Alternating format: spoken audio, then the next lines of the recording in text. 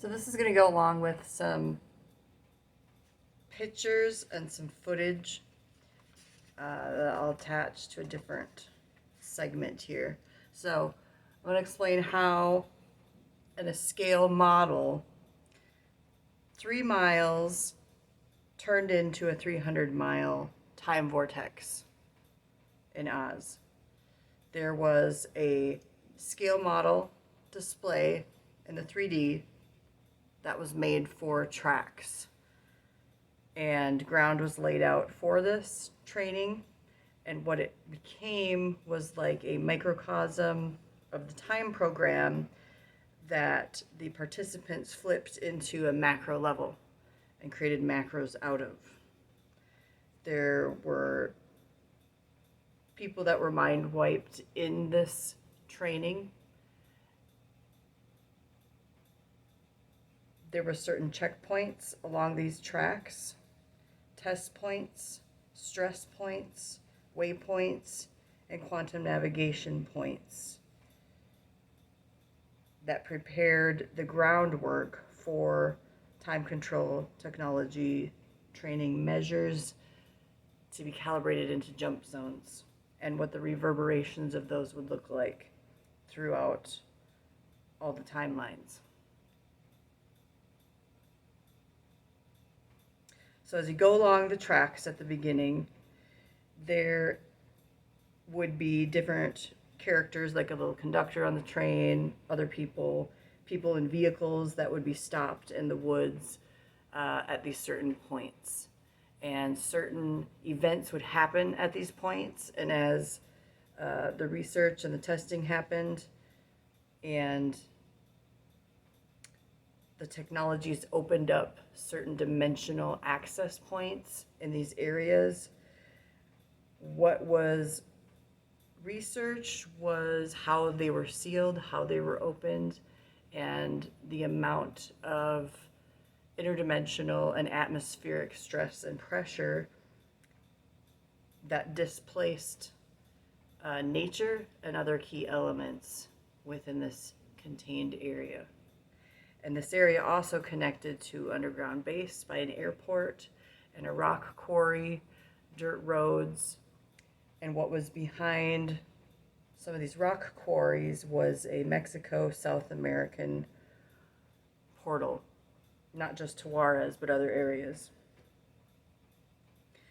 There was a reptilian man that was in a black jumpsuit, and he had a black hat on, much like they wore at Montauk, but those men wore blue and blue hats instead. It was kind of like a black conductor hat, the black jumpsuit. He had black sunglasses on. And this person who would appear on the tracks and through this, I guess what you would call a terrifying obstacle course in the middle of a grove in the middle of nowhere with a slimy pond, he ended up getting stuck when there was a dimensional rift, with his body stuck on a bridge. Now, this is hard to explain, but what happened at this one area was that when the antimatter opens up, the antimatter universe, the dark matter versus the organic light matter, and those vibrations are very frictional when that happens. That's why there's usually noise, there's sound, there's frequency, because it's an unnatural pairing of these dimensional keynote gate holes, so to speak. So as this reptilian in the black jumpsuit tried to take these two kids with him into an area that he had accessed and opened for other entities to come through, what he didn't expect at this point was a divine intervention and heavenly light, God's light coming in, the organic light from the sun gate, from all that is natural in the first creation. That interplayed and it broke through this dark matter, and it breaks through black goo, it breaks through all of that because it's mixed with light, with fire, with oil, and it contains heavenly elements when you use light as a weapon So the light ended up breaking through and sealing off this opening, this rift that had been created. And instead of taking the kids over this bridge and sealing it, and locking them out of the reality that they had come off of on the train tracks, the reptilian in the black jumpsuit ended up being stuck between those two dimensions. So a lot of fringe events happen in this area. And in the middle of the whole train tracks was a swamp. It was a pond, but it was more like a swamp because it was very green, it was very dark, and they put up a sign there as you went past this point, and it was called The Thing. Now the Thing ended up becoming this roadside attraction and this sideshow that ended up in museums, and there was a lot of recreations of it. A lot of times you would see the Thing in Arizona museums or other places where it would look like a 4 legs of a reptilian crocodile / snake human with black hair crawling on its 4s. It had 4 arms, 2 legs, 2 arms, claws. But the original Thing here came from the swamp. The swamp opened up as certain time control technologies were released and calibrated throughout each segment of the track. So what happened, that was the most supernatural event at this time track, was that the Thing, when it manifested and came up out of the swamp as you go around the pond area of the grove, was that the Thing was very ancient, and it turned out to be the enemy in the flesh, Hasatan himself. And the Thing was a bipedal, walking, talking, tall reptilian. So he comes up out of the pond, the swamp area, and then around the corner, and his partner, who was in the black jumpsuit, that had tried to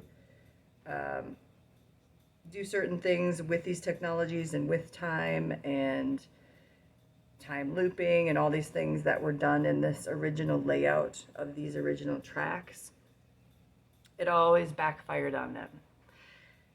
Because the humans that made contracts with the devil himself, they ended up getting stuck in their own devices. They ended up being destroyed in their own devices. And the innocent ones who were put into these programs, kind of like the Ender's Game, they actually prevailed. And the evil elements that were on this train tracks disappeared. So light came through, and it broke through what was being perpetrated on these time tracks to pervert, invert, and control time, because you can't control time. It's been created by God. Technologies have tried and attempted so many different ways to do this, but it always backfires on them. Certain things have been allowed, but when it gets to be a breach like this, angels always come in. There's always ambassadors of Christ that just shut the door and throw away the key. So this is what happens in this type of testing and in this type of setting.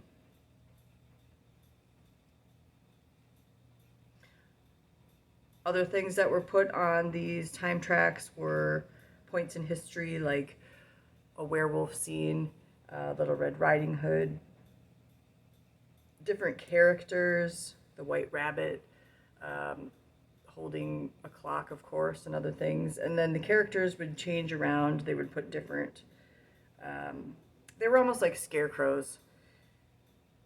They would just put them at different points all throughout these tracks. So the time tracks that were laid out here, scale model, microcosm turned into a macrocosm. And